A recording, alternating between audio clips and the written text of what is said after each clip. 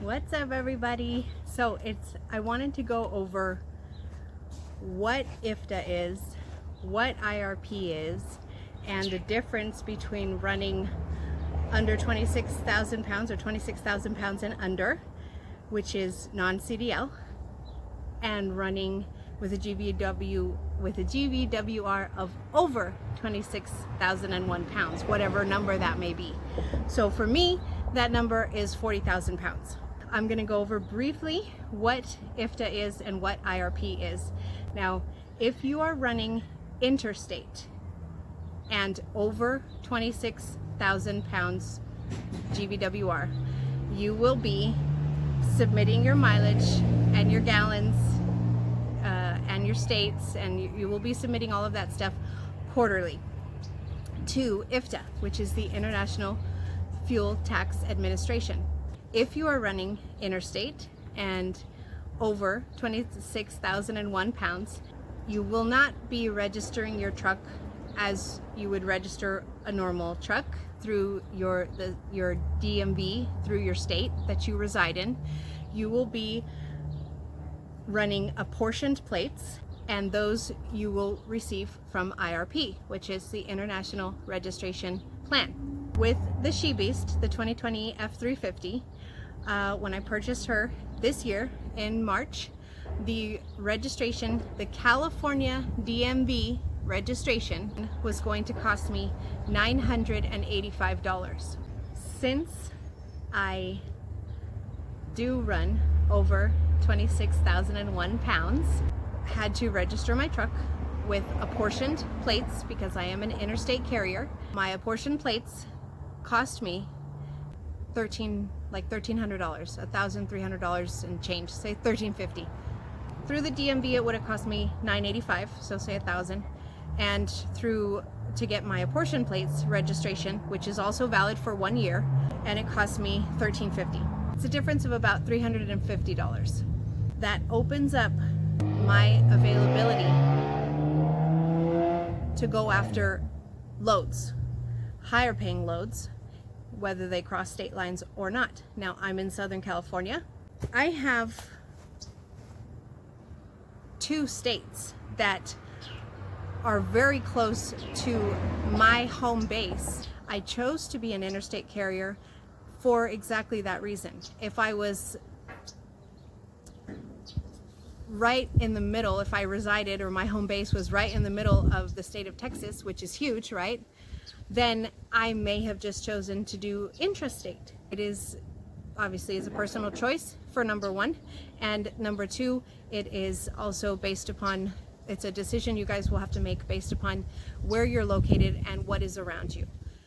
I did want to be an interstate carrier, not because I wanted to travel cross country. I mean, I do one day want to do that, but because it opens up for me, it opens up my availability to chase the money, my availability to service customers who have product going out of state.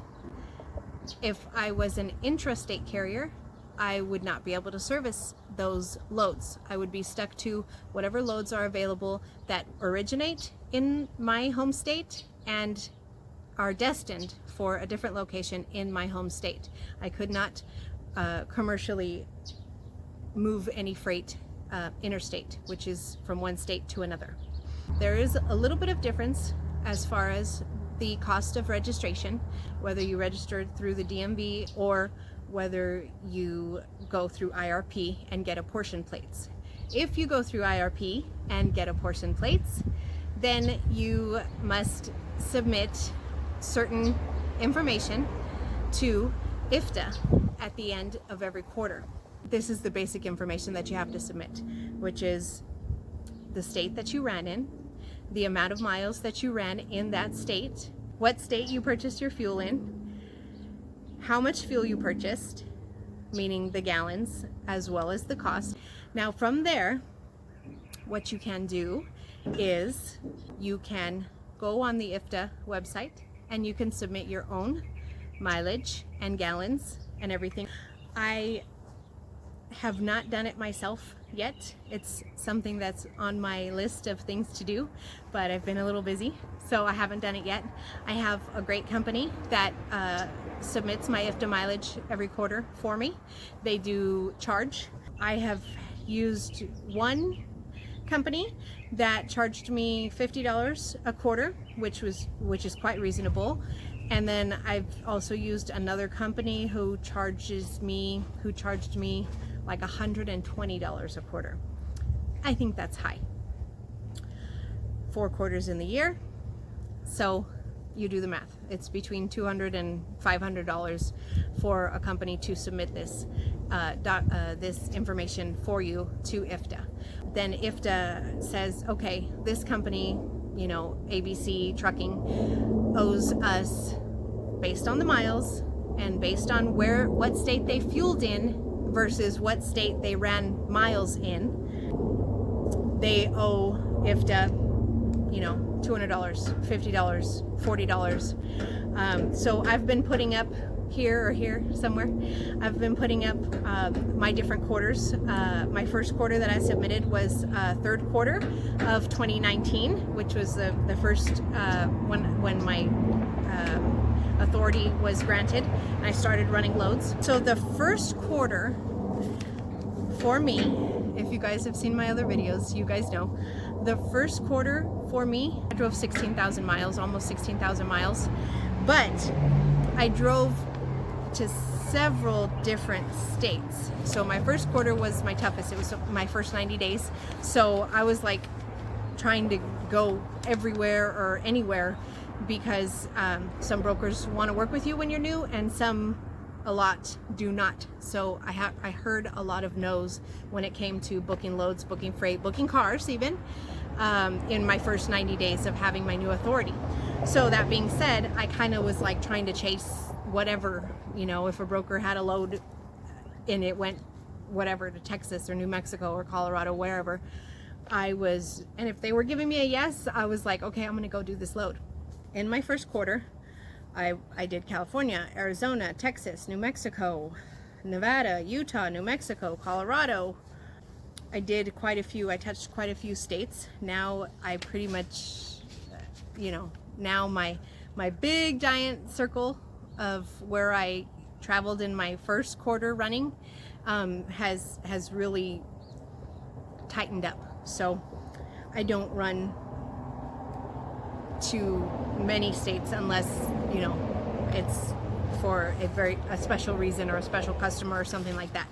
I ran just under 16,000 miles, and my fuel, it cost me just under $6,000, and I pumped 1,700 gallons.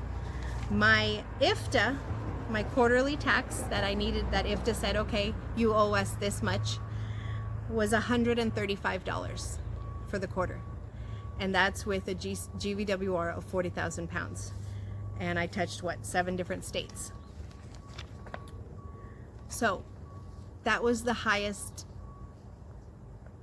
IFTA quarter that I have ever had as far as money goes. On my fourth quarter, 2019, I actually drove a lot more miles. I drove 21,000 miles. 18,000 of the 21,000 miles were all in California. I did touch Oregon. I had a trip to Oregon, 1 or 2, and then which actually I drove through Oregon to get to Washington. That was a really neat trip, Lexi and I. So we did Oregon, Washington.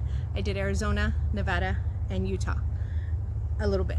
My IFTA went from that first quarter, or the third quarter of 2019, I should say, it was $135.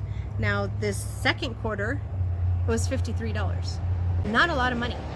Not a lot of money.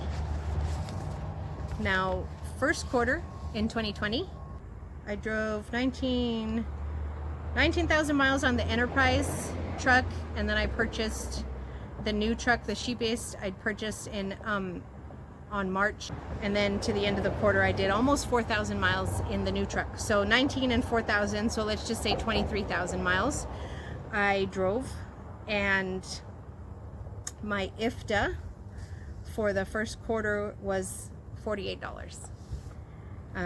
California, Arizona, Oregon, Nevada, those were the states that I drove in. Second quarter, I drove Arizona, California, Nevada, Utah, New Mexico, and Texas. 16,500 miles driven, and my IFTA cost me $53. Third quarter of 2020 was very low. My miles driven were very low, 12,600 miles. And my IFTA, it was all California, Nevada, Arizona, one time to Utah. $15 I paid for my IFTA. So thus far I have submitted, what, 3 or 4 or 5 whatever quarters to IFTA. My GVWR remains the same at 40,000 pounds. That was what I had the enterprise rental rated at, and that is what I have the new truck rated at. The most I've paid IFTA is $135. And I'm not talking, that does not include the service fee for the companies that are submitting my documentation to IFTA for me. That is just the taxes to IFTA. So the range, I should say, is $135 all the way down to $15. So if you are running cross country, or at least touching a lot more states than I am, your IFTA and your GVWR is over 26,001 pounds, then your IFTA is going to be higher. I will give you guys a tip. The tip is, every state that you travel through, purchase fuel. If you purchase fuel in that state, then the taxes are already added to the dollar amount per gallon in that state.